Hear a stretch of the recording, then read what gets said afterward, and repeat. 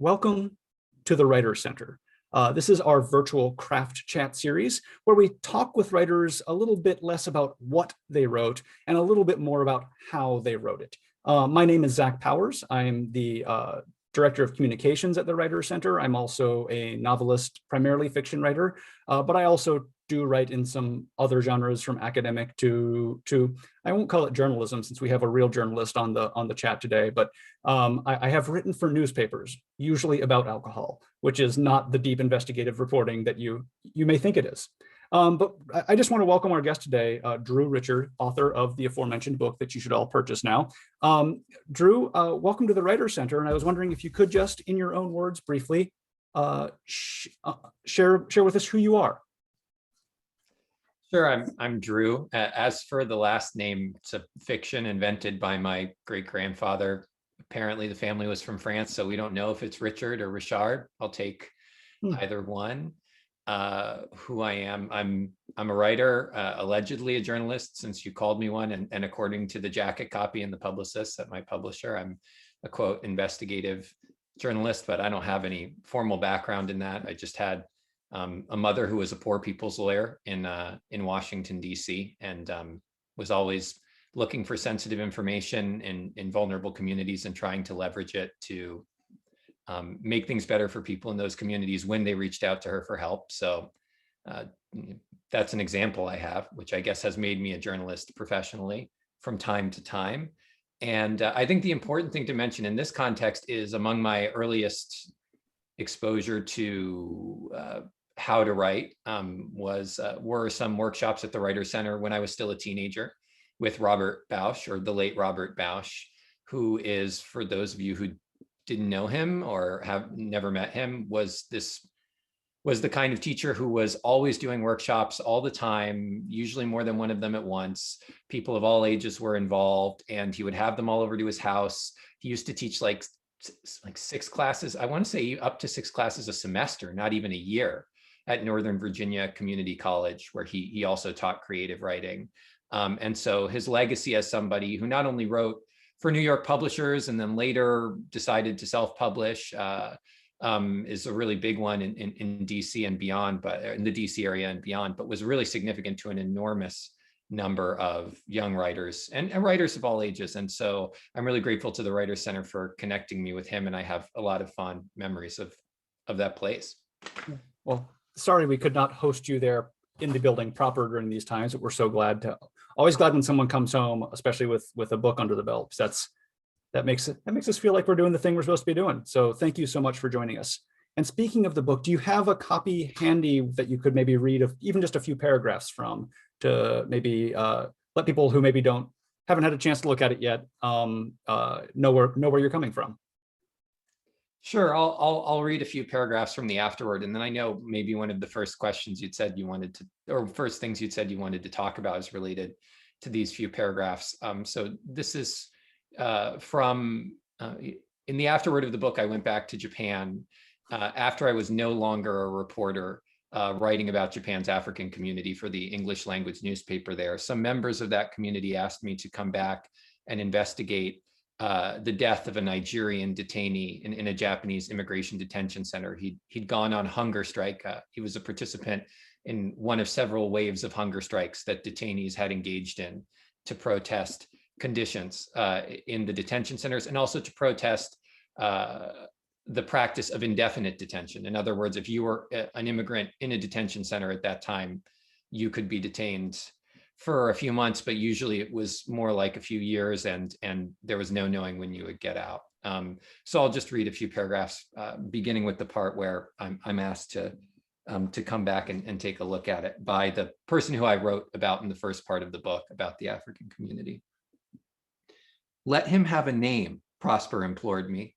Without one, the deceased existed only as a picture of a Nigerian man, a description of his criminal record, and in the most sympathetic articles, a few quotations about his kindness to other detainees.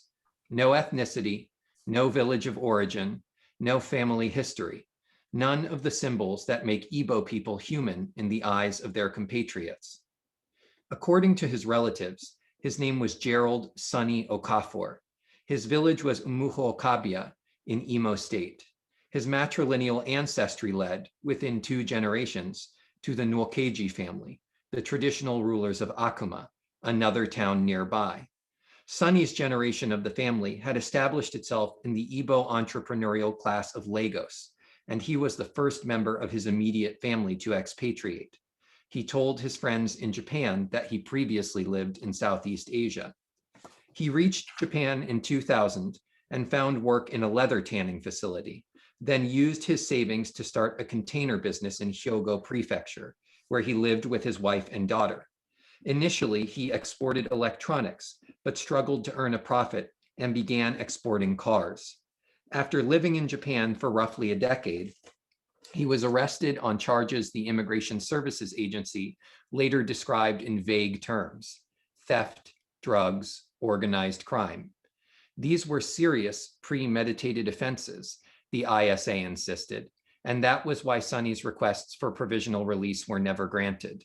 But court records and interviews I conducted with Sunny's associates indicate that his crimes were less than cunning. The police became aware of him after someone reported the theft of a generator from his scrapyard. They later investigated him for marijuana possession and eventually caught him with 3 stolen vehicles, which he didn't realize were traceable when one of his colleagues purchased them from low-level Yakuza contacts. Sunny's convictions resulted in the loss of his immigration status, and in 2015, he was transferred to a detention center in Osaka, close enough for family members living in the region, including his brother Peter, to visit him. He was also able to maintain a close relationship with his former wife, Hisako, who divorced him after she was pressured by immigration officials and immediately regretted it.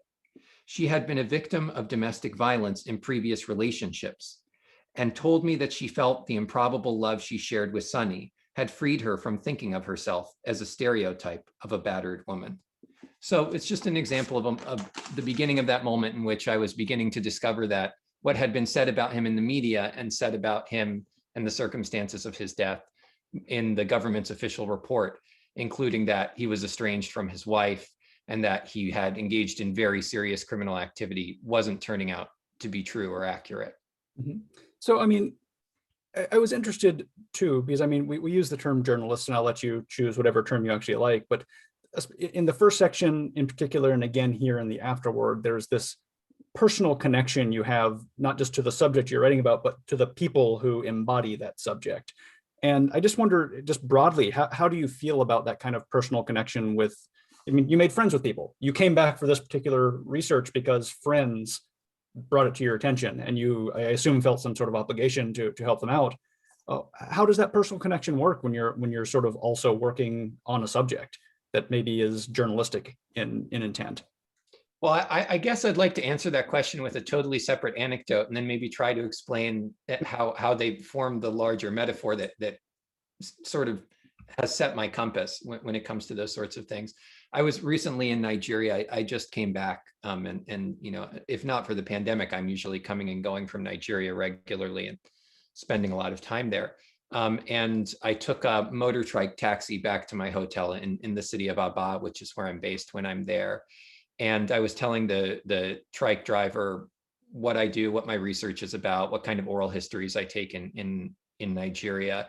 And he was really shocked to learn that the ethnic group that he was part of, or the sub-ethnic group that he was part of, is the largest within the large ethnicity that he's part of in Nigeria. In other words, that they constitute a really big and important political force in the city where they live and the region where they live. And it's a pretty simple fact. It's something you don't need to be particularly intrepid to gain access to, but something about hearing it in the course of a normal day for him was really deeply moving, and he actually started to cry a little bit.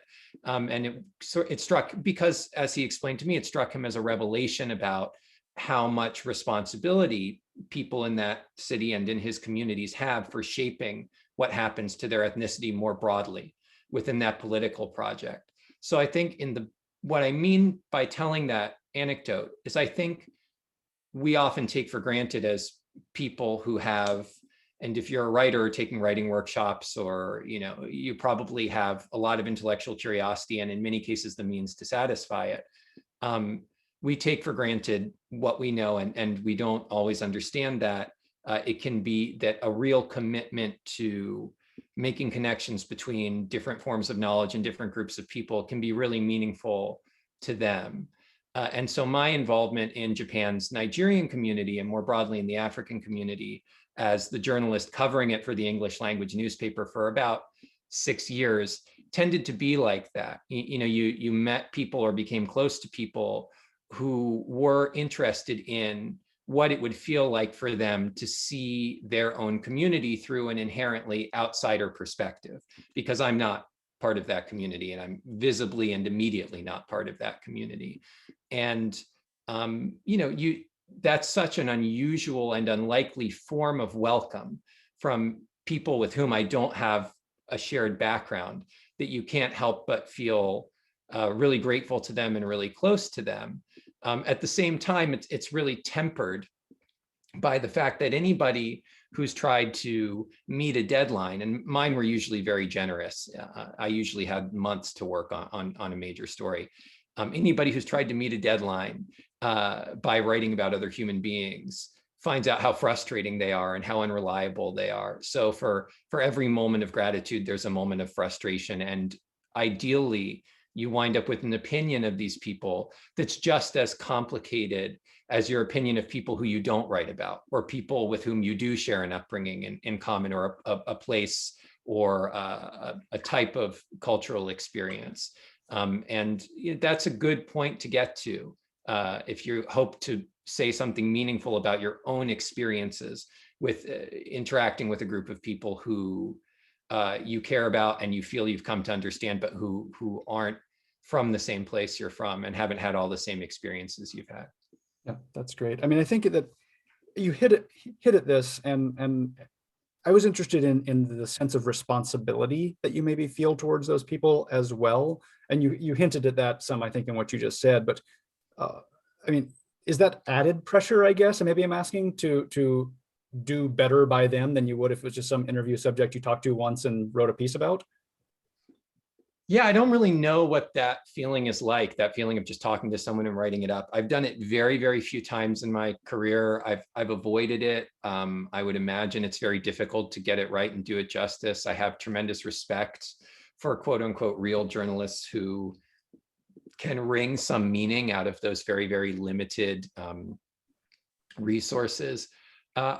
I did feel responsible to that community, and I felt responsible to them in a very individual way, having to do with my experience in that community and my experience in establishing journalistic coverage of that community in that particular place, because I was the first person to do it. And the conversation I had with the editor who invited me to do it was, I think this is an interesting opportunity. I think it's important that this community, and it really was a community, it had its own civic organizations and other groups that agitated for particular political causes or wanted to see certain changes in the way that Nigerians were treated in Japan. I thought it was important and meaningful to establish that beat, but I also felt it was really important to ensure that the editor and I had a mutual understanding that I would do it for a limited period of time. And when I moved on, we would try to pass it along to someone who had a really close connection to that community. Ideally an Igbo Nigerian expatriate.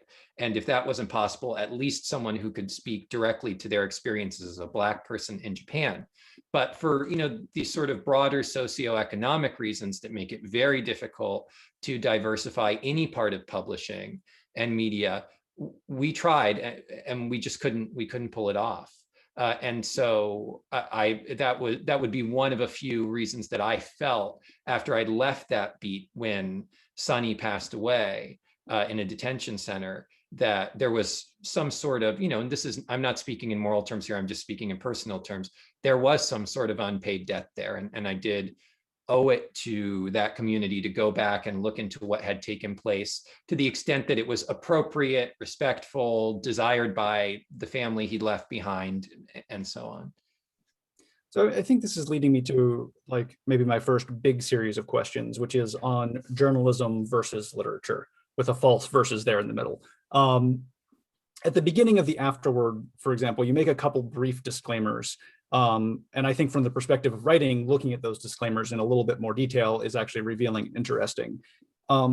So first, I guess my first question is, how are the contents of the book similar or dissimilar to a piece you'd publish in the Japan Times? Unfortunately for my editors at the Japan Times, they're probably not.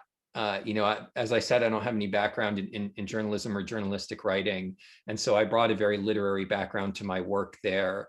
And I think it was probably a case almost every time I published an article for them of addition by subtraction. In other words, you added the way that they tended to edit to the way that I tended to write, and things didn't get better. The resulting work became neither fish nor fowl. And when I look at the major pieces I published in the Japan Times, and some of them got a lot of traction and traveled pretty far, there are some of them that I feel pretty good about in that respect. I feel like to the extent that I could write like a journalist, and to the extent that they could think like literary editors, we managed to meet in the middle. But there are a lot of them that don't feel that way. And I think, as a result, the book felt pretty urgent for me from a personal and perspective, and a perspective of technique, because I never really had the opportunity at the newspaper to find out if I could actually do the thing that I was trying to do. It was always sort of a halfway. I was trying to do something and then only ever got halfway there. Yeah, it's on me. I mean, they probably could have done with somebody who knew how to do what newspapers are set up to do a little better than I did. Mm-hmm.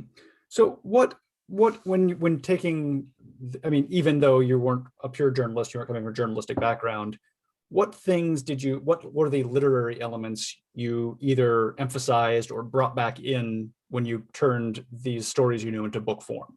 What's the literary element of the book, I guess?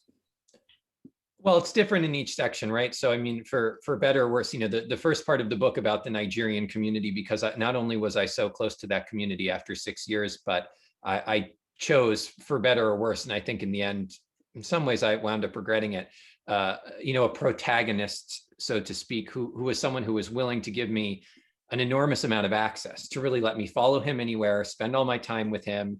And when he'd just been through something, to just move him to the side and say, now tell me everything you were thinking while that went on. So that part of the book reads like it's trying to be in cold blood, or to use an example everybody would be familiar with. It's sort of a nonfiction novel. The second part of the book is this very kaleidoscopic portrait of Japan's northernmost city, where Japan is having a record-breaking population decline, and it has a very elderly population compared to other countries, and that's especially true in that city. And so it's more of a collage approach to the lives that people are leading in that place. And so it reads a little more like an extended prose poem. And then the final part of the book is about the nuclear industry, and if I had to describe it to someone, I would say it reads as if something were so journalistic that it became literary. And what I mean, and maybe this is a good way to answer your question. What I mean by that is, for example, there's a 10-page long passage that is just geoscience. It attempts to give readers enough of the science behind the regulatory drama after the Fukushima disaster that they can understand for themselves, rather than rely on me or rely on any of the experts who are quoted in the book to determine what they think would have been right under those circumstances. And I don't think any reporter would ever do that. I think if he or she or they didn't take themselves off of that before they reached that level of understanding and were willing to go that deeply into these scientific issues, their editor certainly would. They would say, our job here is to purvey information in a timely manner. It's not to take very, very long detours, and to accept the possibility that those detours, which feel compelling on an intuitive or metaphorical level, may be useless from a public interest perspective. So at a certain level, it really was just about how much I was willing to indulge my own interests and perceptions, as opposed to winnowing out as soon as I identified it, any possible blind alleys or instances of superfluous information. I do want to get back to that a little bit. I mean, I think that section's compelling and captivating. Those 10 pages are, I mean, I don't know if we're talking about the same 10 pages, but I do remember sections where there was the geoscience going on, like, oh, this is interesting. And even if I don't come out with my, PhD in seismology, or that was probably not the right one to choose, but I'm going to go with that one because that's the only one that came to my mind. It's the best one if you're going to choose one. Yeah. That's my generic geoscience category. But I definitely, what you said you wanted to accomplish was definitely accomplished with me as a reader. So that was a great section for me to felt like I had some footing as I was going to because there's a lot of interpersonal drama going on between the different characters who are parts of review boards or parts of the nuclear industry. So that's very interesting too. Before we get back to subject expertise though, which I do want to talk about, looking at literary elements though, especially in the first couple sections, there are a lot of physical details from characters' perspectives, especially when we're talking about Prosper going around. And it's interesting because maybe you literally spoke to them immediately after. Please pardon the fire truck going by outside right now. So maybe you were able to do that, but how do you do physical detail in nonfiction? How did you claim those physical details? Where did they come from? How did you collect them? And how do you make them true to the character and true to the themes you're trying to develop?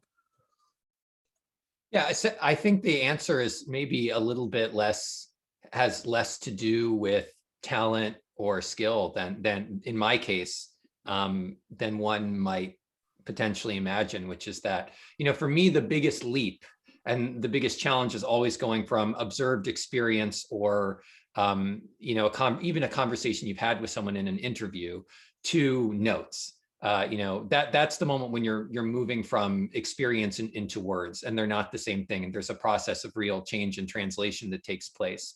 By the time I've typed up my handwritten notes, my longhand notes, gone back through those typed up notes and organized them in a way that makes sense, then maybe created an outline or an index for those notes. Usually the sort of most concise representation of those notes that's on my desk while I'm creating the first draft, the leap from that distilled version to the first draft is a pretty small leap compared to the leap from what I've actually experienced and how I've tried to record it.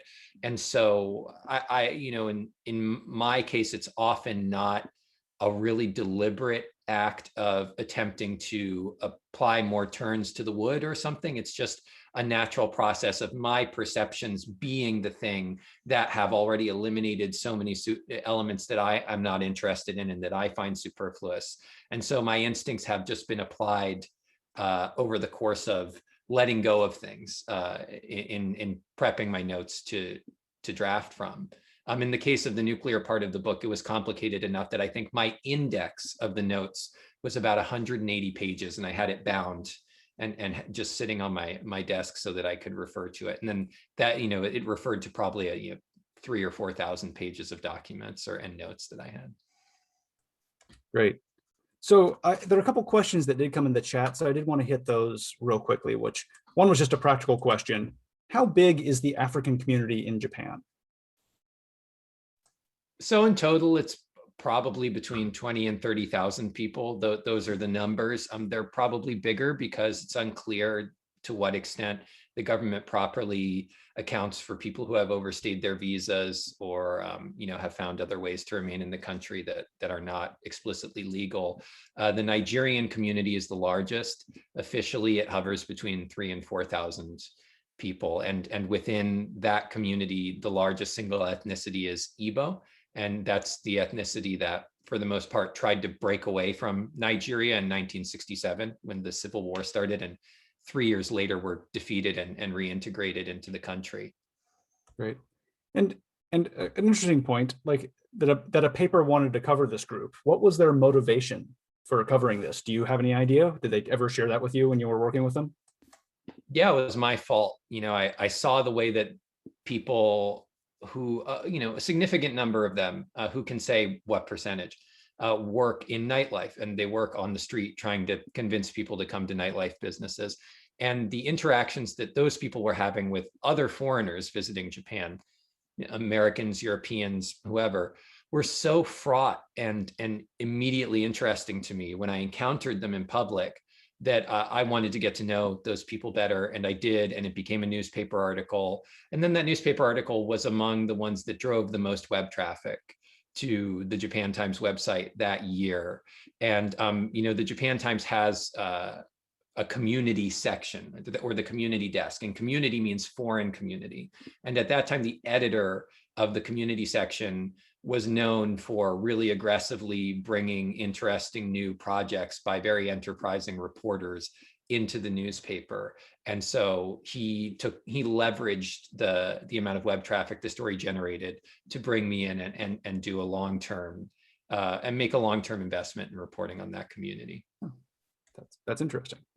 And then from Rachel, were there any moments where the need to be wholly truthful and tell the stories through a literary lens, were those ever at odds? And if so, how did you resolve that? Yeah, I think, for the most part, the way that I resolve that is you sort of have to choose you have to decide whether a moment is literary or journalistic. And if there's any chance it's journalistic, you just have to let journalism win, because it's not fair to readers, and it's not fair to yourself in terms of the potential consequences to err on the side of the literary. I think I mentioned this explicitly in the book, but the most aggressive thing that I was willing to do in that respect, and maybe this shows where I chose to draw the line, was I had done a long interview with the mayor of Japan's northernmost city about the first time he went to the neighboring island of Sakhalin, Russia, with which Japan's northernmost city had long traded. And he recalled in the course of that conversation a speech he gave on that day. It was his first day in office. It was the first day that, it wasn't his first visit, actually. He'd been there before, but it was the first day that a ferry ran from Wakkanai to Sakhalin, from the northernmost city in Japan to this island in Russia. And he recalled the speech in this really eloquent and kind of heartbreaking way, because the optimism he'd expressed in that speech, by the time he was remembering it and explaining it to me, had been shattered. The economic relationship had collapsed. And so I chose to use his memory of the speech, or the way that he recalled giving the speech, in place of the words of the speech itself. And then I waited until the afterword to say, this is an exception to, this is not a major journalistic revelation, but it is presented as fact. And in fact, it's actually a grafting of an ex post facto perspective onto the narrative. So there are small things like that. Great. So that gets me to the subject that I think is very interesting for me, and this is the third section of the book, which is, it covers the political, regulatory, and review processes sort of behind the reopening of Japan's nuclear plants following Fukushima. And I also just want to mention too that a week from today is the 10th anniversary of Fukushima and the tsunami and the nuclear disaster there. So we're also in a timely anniversary moment for that as well. So all of this section is, and we covered this a little bit earlier, but is supported by a lot of science. And I was really impressed with the writing here for the part you mentioned, but your obvious grasp of the details and then distilling those details for a general readership. I mean, that's not a skill that should be underestimated at all. The ability to do that is rare. So first of all, what's your research process for something like this, for this section? My research process there was to reach out to somebody who was on the panels that were determining whether some very risky nuclear reactors in Japan would be allowed to restart immediately after the Fukushima disaster, and risky from a seismic perspective. So risky for reasons that resembled the issues that failed to be taken into account before the Fukushima disaster. Ask them to take me to a geoscience museum, and these exist in Japan because all of Japan is like California, it's quake prone. Ask him to take me to a geoscience museum. We went there, we talked about the subject matter. I asked his opinion about whether it would be possible for me to acquire enough science to make independent judgments about the veracity of different people I was interviewing. He sort of said it would probably take about 2 years. That turned out to be roughly right. And then I more or less made him a promise. I said, look, if you help connect me with people and resources and the proper textbooks and so on to do that, I won't ever ask you to provide me with sensitive information. I'll be doing that with your colleagues, but you'll be sheltered to the extent that you want to be from my investigation. And that was a trade that he was willing to make. And then I did invest about 2 years of time in just reading graduate level, like first year graduate level textbooks in geoscience. So probably what it would take an actual graduate student in geology about a year to get, took me about 2 years to get. And it was enough. I mean, it was enough to feel that I knew what people's agenda were when they talked to me about these fairly thorny and complicated scientific issues that were determining whether any of the lessons of Fukushima would really be absorbed at a bureaucratic and political and safety level. So how do you so you've done the research now, how do you distill the complicated content down for the reader? I guess without much cooperation from editors, first of all, nobody likes this stuff. People see it as sleep therapy. And I think that one has to be, I don't think it's hard. I think it's because you've gone through the journey of trying to understand it. I don't think it's hard. I think that it's a really human tendency to explain and to share information that we've acquired ourselves. I think what's really tough is trying to explain something to people that you've known your whole life. So, a fish trying to explain like breathing through gills, that would be tricky. But if you've had to acquire information and what's been important for you in order to understand it, you can do it. I think you also have to take a pretty risky position in terms of your relationship with readers, which is you have to decide that you're interested in taking advantage of readers who are willing to bring a really high quality of attention to what you're writing. That, in other words, if someone's willing to stick with you through those very sorts of complicated expositions, you're going to force them to do it. And to the extent that some people aren't willing to stick with you, you're willing to lose them as readers. What gets cut? What details get cut? Do you have like some threshold? Is it a gut feeling? Do you just know, like, how do you identify the line over which you might step in sharing too much of this information you pulled together over the 2 years of your research? Well, if you do have editors, you're going to be under constant pressure to make that sort of thing as short as possible. So if I were doing it myself in a self-publishing situation, I'd simply try to adopt that mindset and say, I'm starting out in debt to the reader's attention span to begin with. When it comes to this sort of thing. So it has to be as brief and concise and simple as possible. But at the end of the day, it still winds up being at least 10 pages or so because you care about it too much. And if you don't care about it so much that you really are willing and able to draw that line, well, then it probably needs to go anyway. But in my case, I felt that even if I had to admit, before the court or something, that I was willing to give readers an unpleasant experience in order for them to be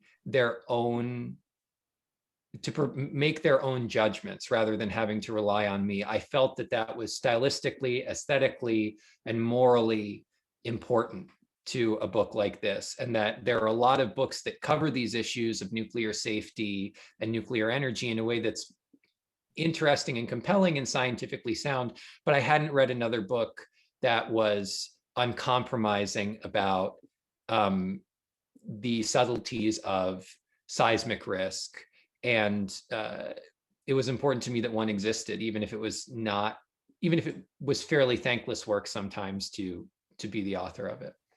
No, I mean, again, I applaud you for those sections. I thought they were really well done, and I found them informative and enjoyable, and also, as you're saying, I think important in a way that people sometimes take for granted, that writing can be important, and not cutting things and making sure you include the important things is meaningful and work that should be done. Zach, so I have to reply to that with this, which is, for people who don't know, this is Zach's novel from 2019, which is a fictionalization of the Soviet space program. And the reason I hold it up now is to point out that Zach is the type of author who would, in his acknowledgements, thank all the writers of these very complicated nonfiction tomes about the Soviet space program.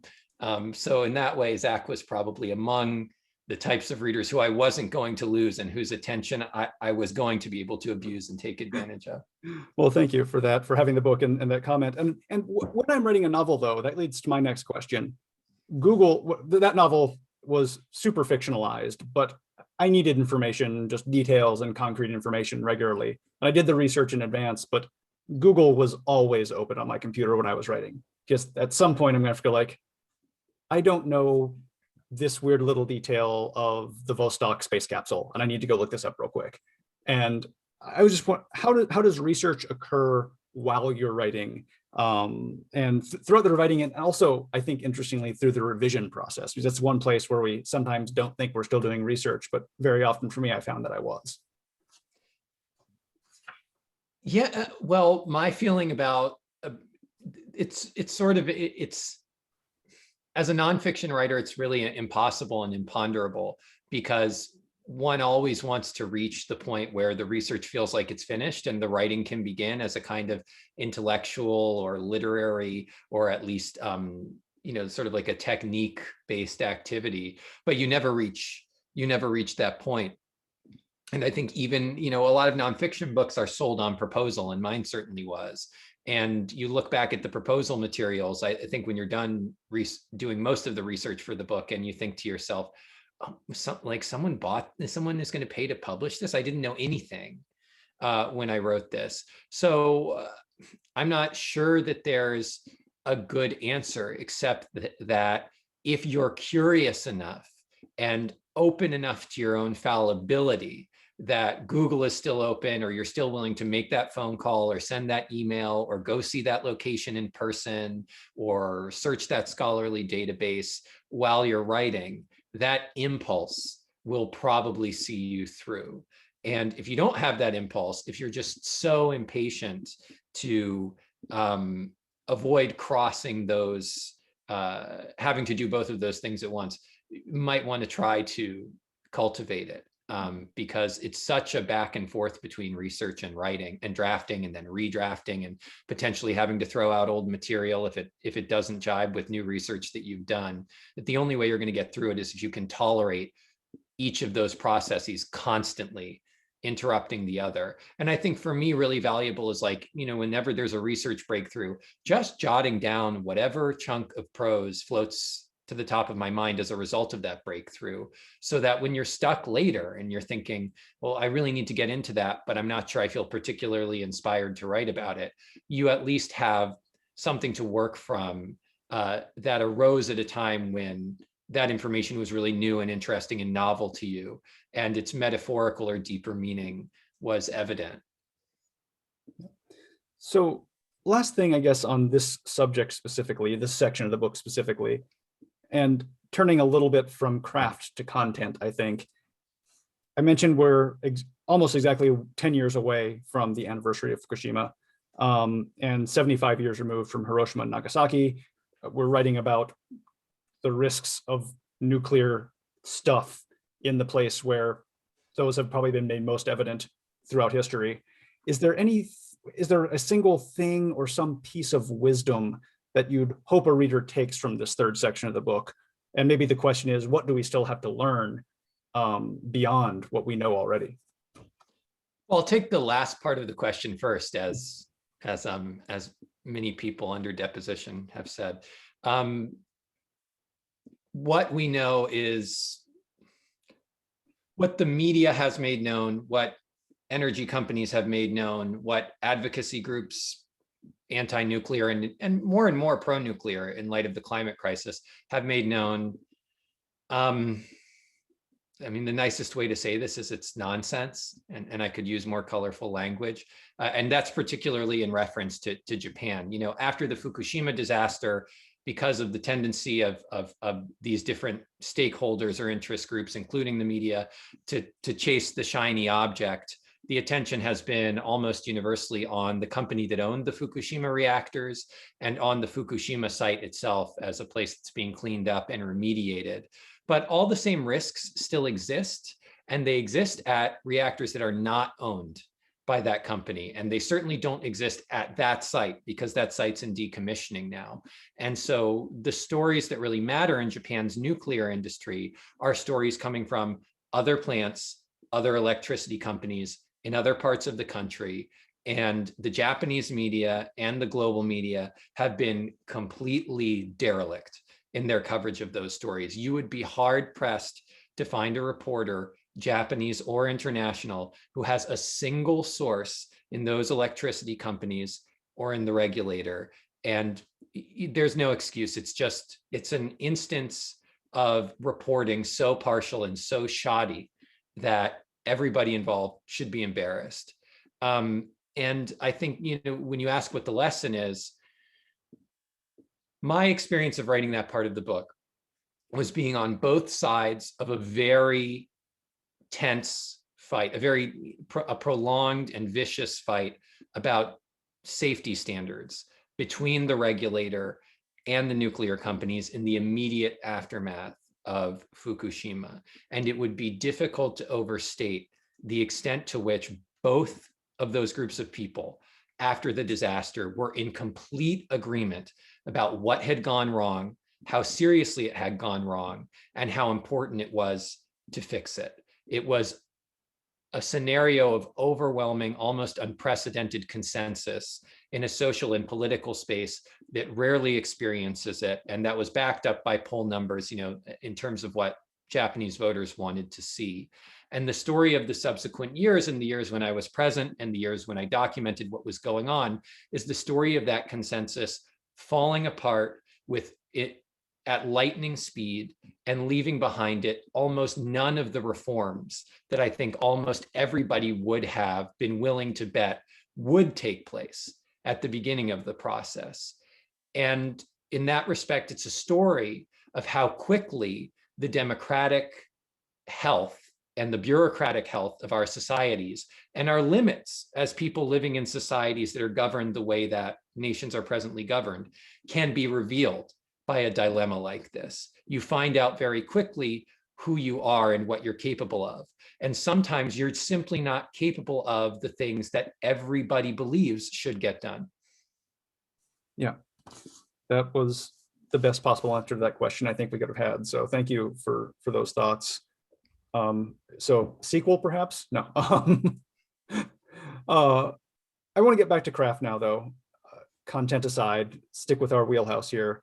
And one of the things that I found really interesting is that within this one book, we have sort of three separate examples of how the journalist or the author as narrator appears within the text itself. In the first section, you appear pretty regularly as a character. You more often than the other sections, there's a note that you are there participating in the scene as it happens. Sometimes observing, but always your presence is known. In the second section, that happens a little less, though you still occasionally place yourself in the text. And then in the final one, there's a couple instances, but you're really this information dense behind the scenes of a public happening, and you're not really a participant in the way you are in these other sections. So when do you decide to include yourself in the narrative, and when do you decide to exclude yourself in the narrative? For me, in the case of this book, the interesting thing about it is that it's counterintuitive to an extent.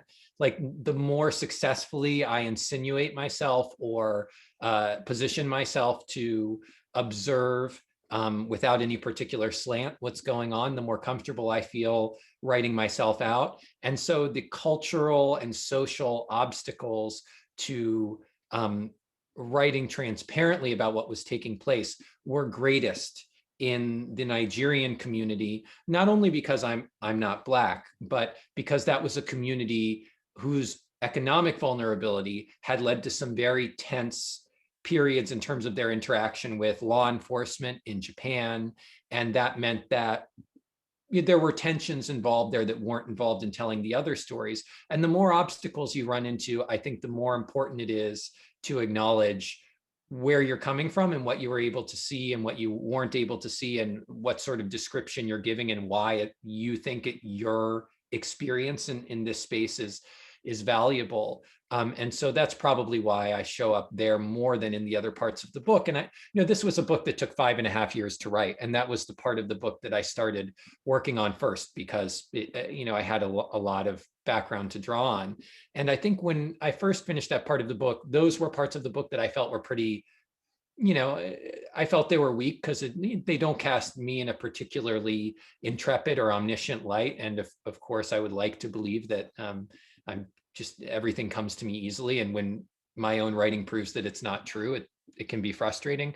But in light of the conversations that are happening more and more in literature and publishing, not only about fiction, but also about nonfiction, actually, I'm really glad that some of that stuff is there.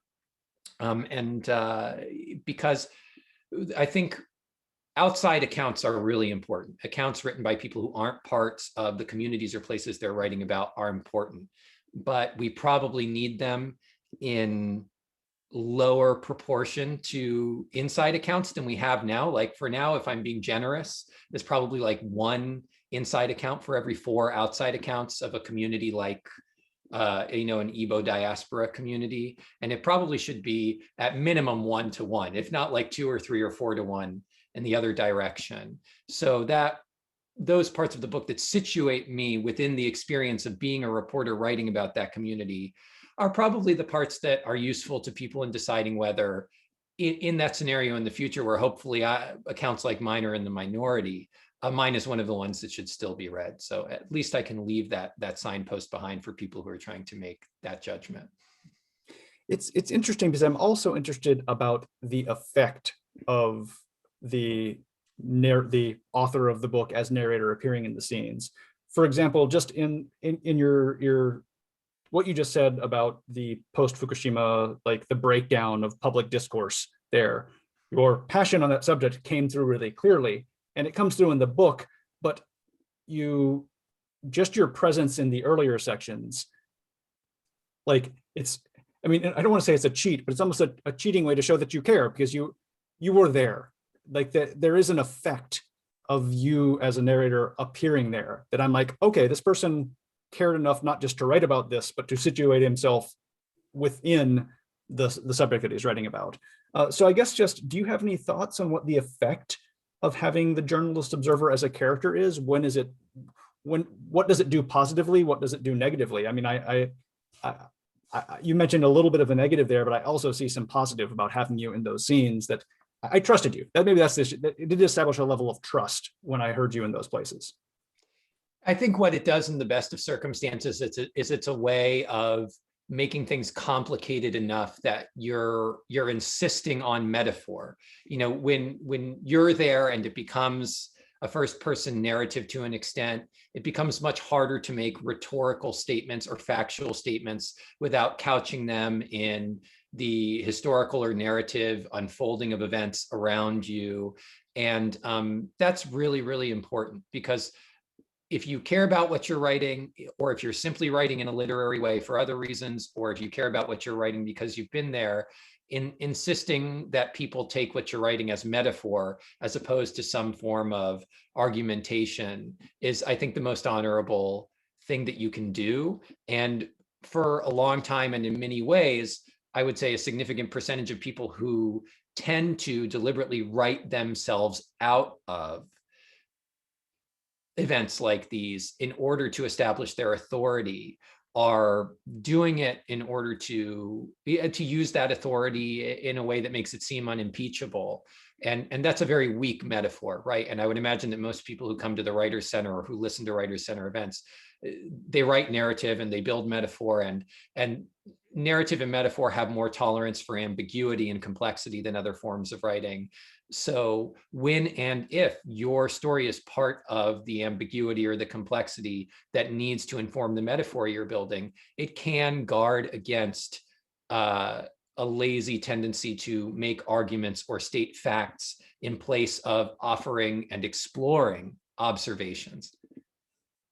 Okay, that's brilliant. I guess we have time for maybe 1 or 2 more questions, and I just have a really practical question, because I don't think if you told me that the 3 sections of this book were going to be the 3 sections of this book, that I necessarily would have believed they would all fit together.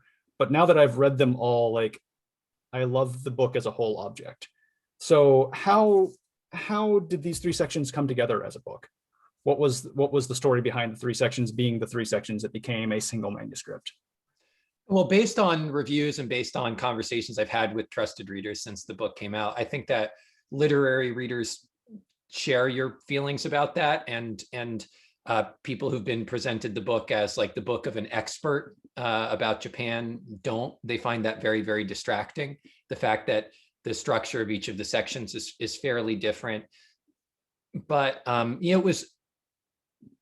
it felt clear to me early on in the course of the research I was doing in the African community in Japan, and specifically the Nigerian community in Japan's northernmost city, and at the nursing home inside the train station there, which was the really novel thing they'd done that drew me to that place. And in Japan's nuclear industry, they were very, very different types of research evidence. In other words, the notes I had and the documents I had and the experiences I was having and the events I was observing were deeply, deeply different. And I knew it wasn't going to be possible to write about them in a way that was stylistically consistent. And so I really had no choice. The choice was either attempt to make them stylistically consistent or embrace the fact that they would be quite different by nature and make them range even further and attempt to take advantage of that. So of course I made the latter choice because it's more interesting. Is it one that's going to connect with all readers? No. Is it one that is even necessarily going to sell books? Maybe not. Is it one that's going to please editors? Probably not. Is there a part of me that wishes that I could have had experiences in each of those settings that would have fit together in a more stylistically consistent way so that I wasn't faced with that decision?